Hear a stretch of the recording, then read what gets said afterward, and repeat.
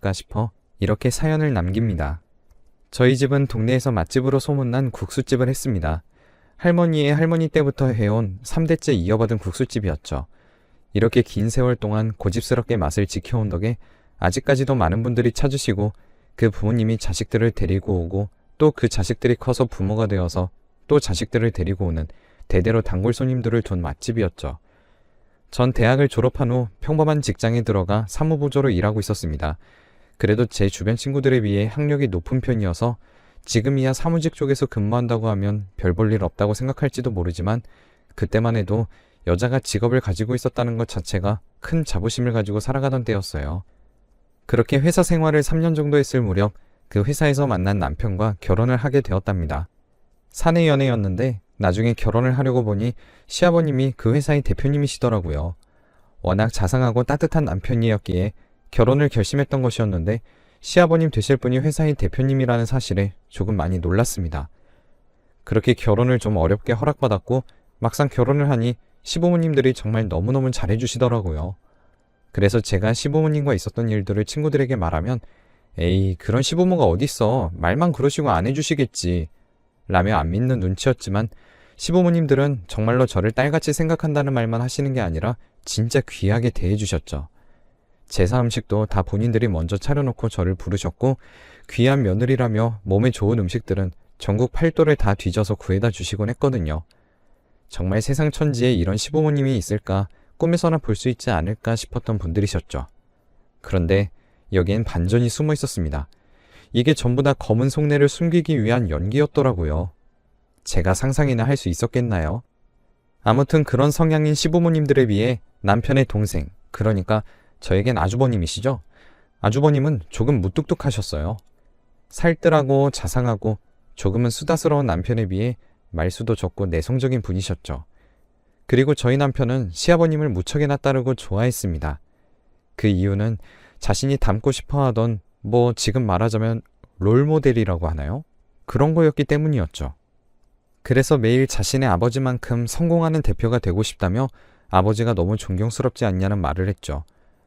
아버지와 같이 출장 다닌 이야기를 회사의 방향성에 대해서도 저에게 조잘조잘 이야기하던 남편이었습니다. 그렇게 2년이 흐른 뒤 제가 임신을 하게 되었고 첫째 딸을 낳게 되었습니다. 덜컥 좀 겁이 났어요. 시댁 쪽에선 아들만 둘이었기 때문에 딸을 낳은 저를 탓하실까 걱정했는데 제 걱정과는 반대로 시어머님께서는 제 손을 잡으시며 아들은 무뚝뚝하니 재미없어. 딸은 애교도 많고 살갑잖니. 그런 맛에 키우는 것 아니겠어? 하며 따뜻하게 웃어 보이셨어요. 그렇게 전 주변 친구들에게 또 한 번의 부러움을 사게 된 거죠. 그렇게 또 2년이 지나고 둘째도 딸을 낳게 되었습니다. 그때도 시부모님들은 저에게 뭐라 하지 않으셨어요. 오히려 고생했다며 맛있는 밥도 지어주시고 산후조리도 도와주셨을 정도니까요. 그런데 둘째 딸이 돌이 됐을 무렵 시부모님의 이중적인 모습을 알게 된 사건이 일어났습니다. 첫째 딸도 돌잔치를 했었는데 제가 기대했던 것만큼 해주시진 않았어요. 주변에서는 딸아이의 돌잔치를 했다는 것 자체만으로도 시부모님께서 신세대라면서 부추겨주는 통에 그런가 보다 하고 지나갔었죠. 그렇게 둘째 딸 돌 준비를 하던 무렵이었고 시부모님께선 저번처럼 조촐하게 7 식구 모여서 맛있는 식사도 하고 케이크도 불며 간단하게 하자고 하셨죠. 그래서 전 회사에서 저녁으로 뭘 먹으면 좋을까 고민하고 있었습니다. 그러던 찰나 제 밑으로 들어온 신입이 일 처리가 아직 서툴러 제가 도와주게 되었어요. 일을 도와준 뒤 아버님이랑 남편에게 인사나 하고 가려고 대표실에 막 노크를 하려고 하던 참에 저는 맥이 풀리고 말았습니다.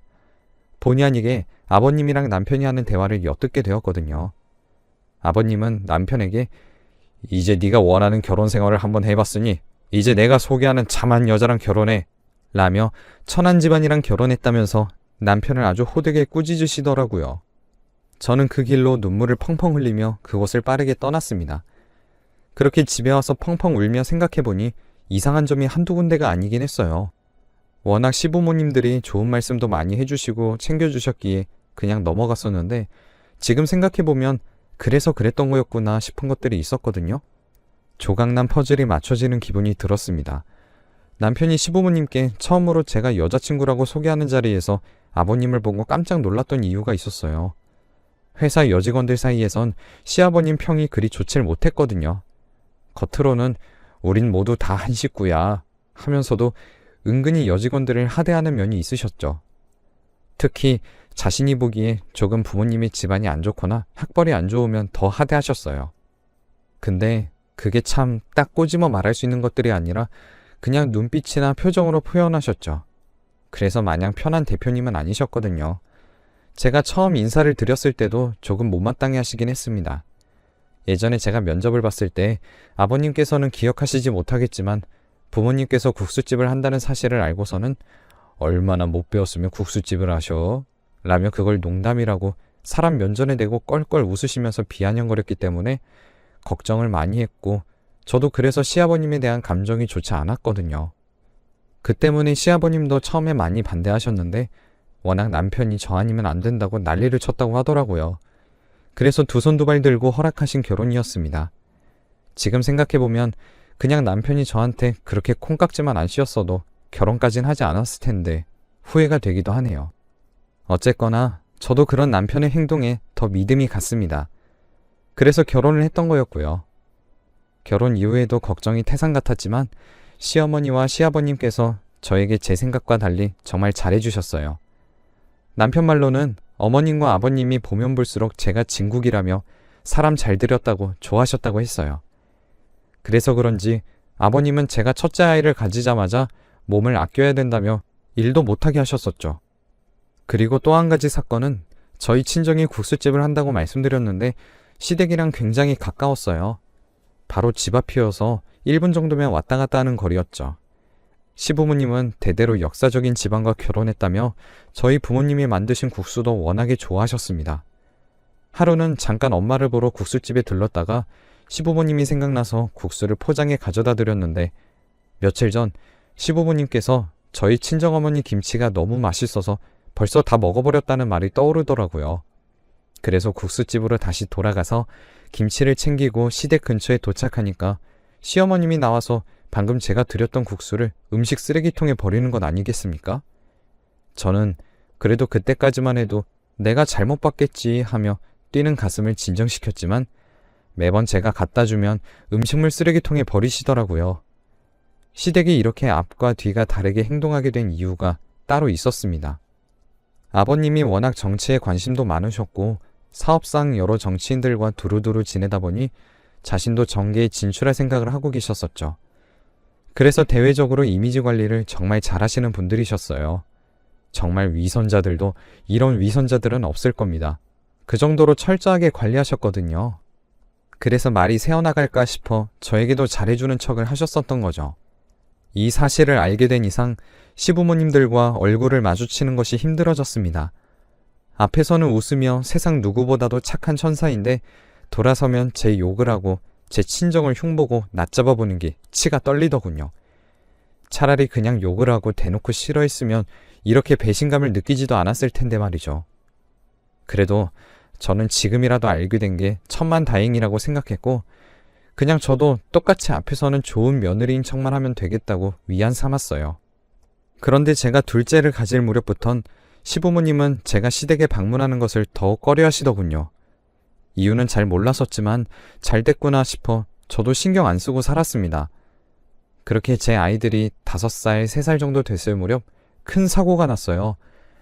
아이들과 놀아주고 있는데 갑자기 연락도 없으시던 시어머니께서 급하게 전화가 와서는 지금 서울에서 가고 있다며 응급실로 먼저 가보라는데 웬 서울이람 생각이 들었지만 일단 남편과 관련된 일인 것 같아 그런 걸 신경 쓸 여유도 없었을 때였죠.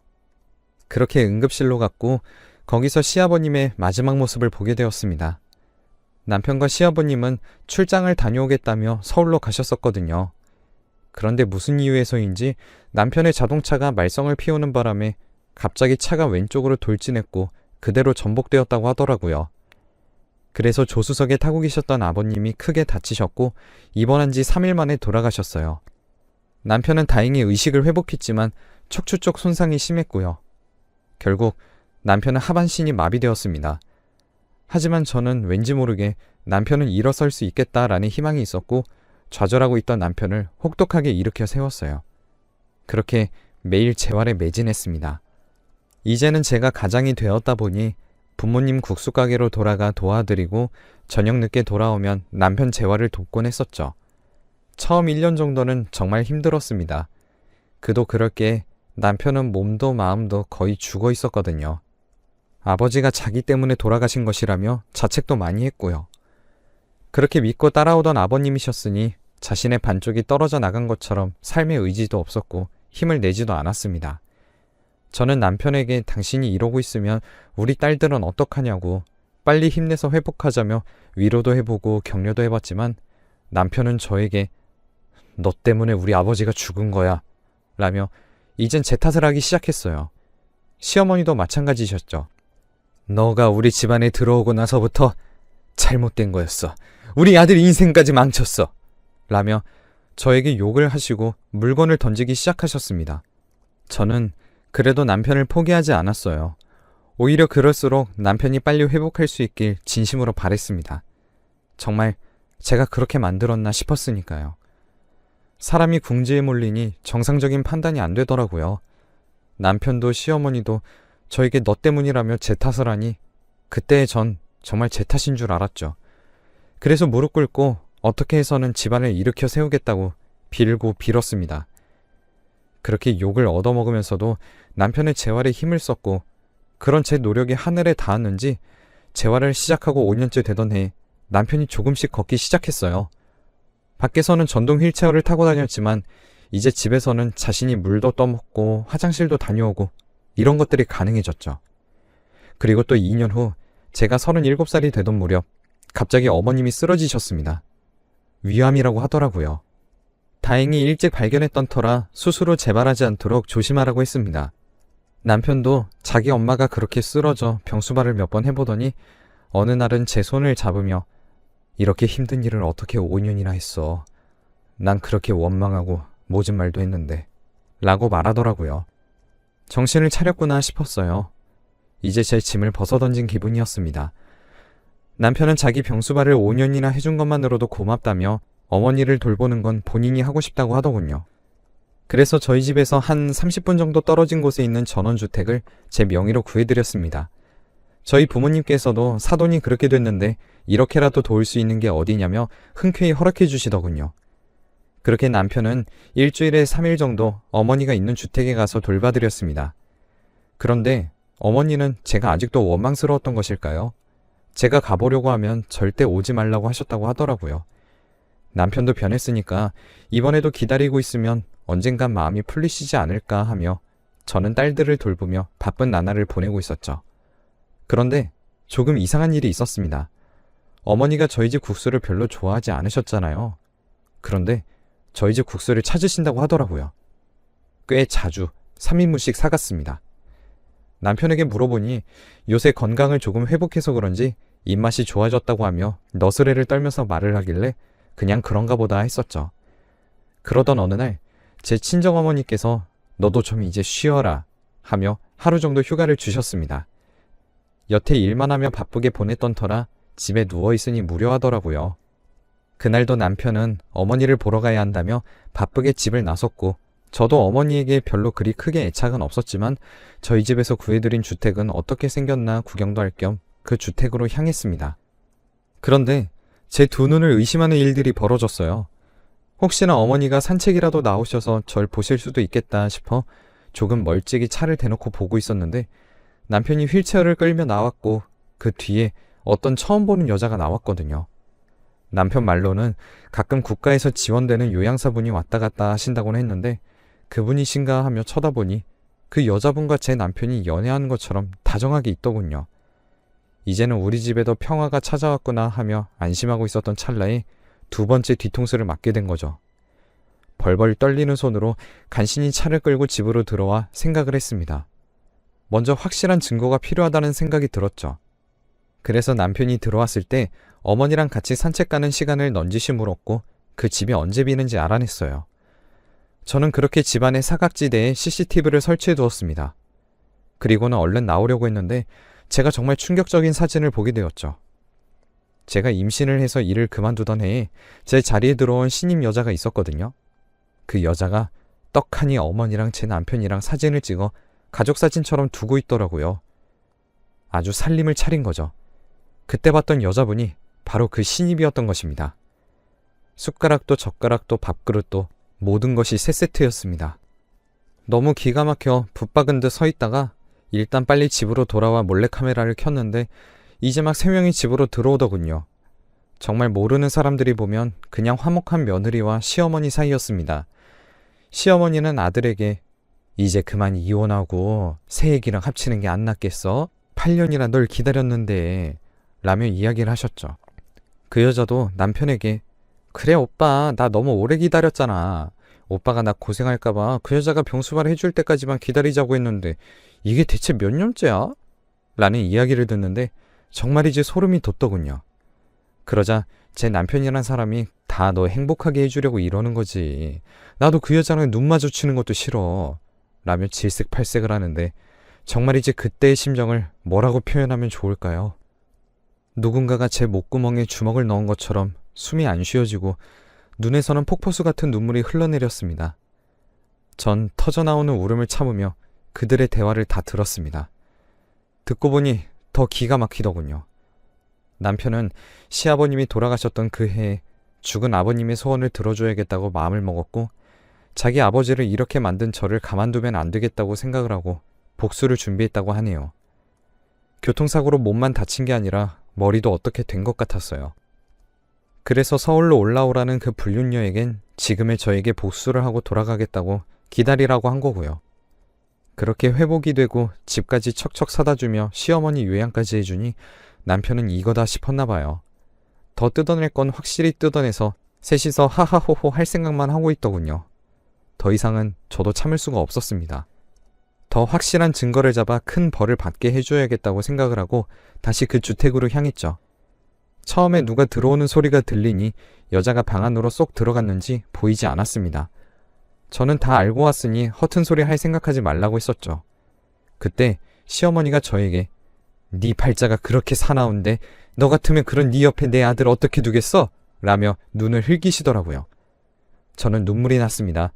다 제가 뼈 빠지게 모은 돈으로 수술도 해드리고 이 집도 제 돈으로 해준 건데 팔자 타령이라뇨. 저는 어머니에게 어머니 다 잊으셨어요? 다 제 덕에 먹고 살고 하면서 아직도 제 탓인가요?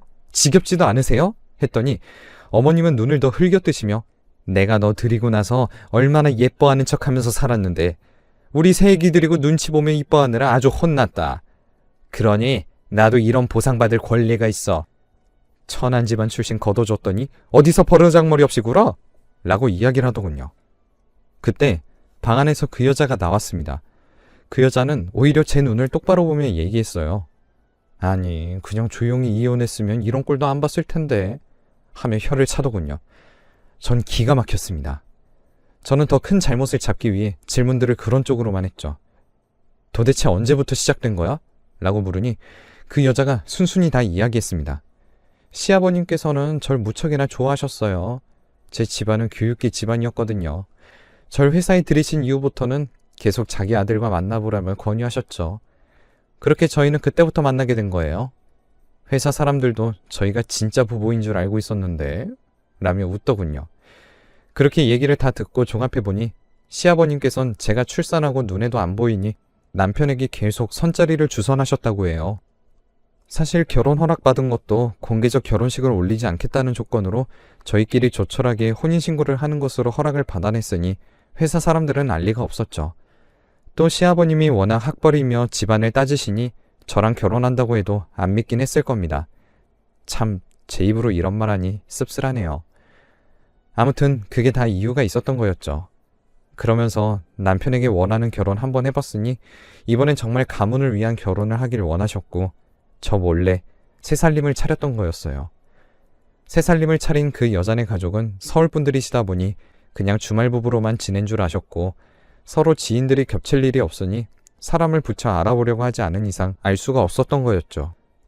출장이라고 핑계대며 서울에 갔던 것도 그리고 그때 사고가 났었던 것도 사실은 저 몰래 서울에서 결혼식 치르고 내려오다가 피곤해서 졸음운전을 하다가 벌어진 일이었습니다. 어머니는 그날 새애기하고 서울 구경하고 따로 내려오겠다고 하셔서 사고 차량에 타 있지 않으셨던 것이고요. 저는 그런 줄도 모르고 다 제 탓이라고 생각하며 뒷바라지를 했던 그 긴 세월이 너무 억울했습니다. 저는 이혼을 진행하겠다고 했는데 남편 쪽은 뭐가 그렇게 당당한지 한 푼이라도 떼어먹을 수 있게 이혼 소송을 하겠다며 되려 소리를 지르더군요. 더 기가 막힌 것은 정말로 제게 이혼 소송을 걸었더라고요. 하지만 제게 빼도 박도 못하는 증거들이 있었고 법원에서도 헛소리만 짓거리는 남편 쪽 이야기를 들어주지도 않았죠. 오히려 거짓말과 변명만 늘어놓다가 번복되는 말들만 많았고 오랜 시간 동안 저를 속이며 불륜에 결혼까지 했던 터라 남편의 이혼 소송은 기각이 되었어요. 그리고 제가 이혼 소송을 신청했죠. 남편은 지금 살고 있는 집뿐만 아니라 양육비에 위자료까지 청구되었어요. 그렇게 저는 상처뿐인 승소를 하게 되었죠. 그리고 그 불륜녀 쪽 부모님이 이 일을 아시고서는 또 사기죄까지 추가로 고소하셔서 아무래도 징역형을 받지 않을까 기대하며 살고 있네요. 저는 그 뒤 국수집을 이어받아 바쁘게 보내고 있습니다. 부모님께서는 집안에만 박혀있는 절 억지로 끌고 나와 국수집을 이어받도록 혹독하게 교육시키셨죠. 바쁘게 보내며 일에 치여 살다 보니 오히려 그런 상처들을 떠올리지 않게 되었습니다. 왜 사람들이 큰일을 겪으면 더 나가고 미친 듯이 일도 하고 사람도 만나며 지내라고 하는지 알 것 같았어요. 다행히 제 딸들은 저와 붙어서 지냈던 시간이 많아서 그런지 아빠의 빈자리도 그리 크게 느끼진 않는 것 같더군요. 제 인생에서는 절대로 일어나지 않을 것만 같던 일들이 휘몰아쳐 갔네요. 뭔가 이런 얘기하면 누군간 저에게 그래도 어느 정도 네 탓도 있네 라는 말을 들을까봐 입 밖으로 꺼내지도 못했어요. 그런데 오히려 이렇게 사연을 쓰려고 정리하다 보니 왜 내가 그렇게 내 탓만을 했을까? 오히려 그때 그 사람들에게 빨리 빠져나왔으면 어땠을까? 그런 생각이 들더라고요. 여러분들도 어떤 일이 생겼을 때 저처럼 자신의 탓을 하지 않았으면 좋겠습니다. 자신을 조금만 더 믿어주고 자신의 판단을 믿어보세요.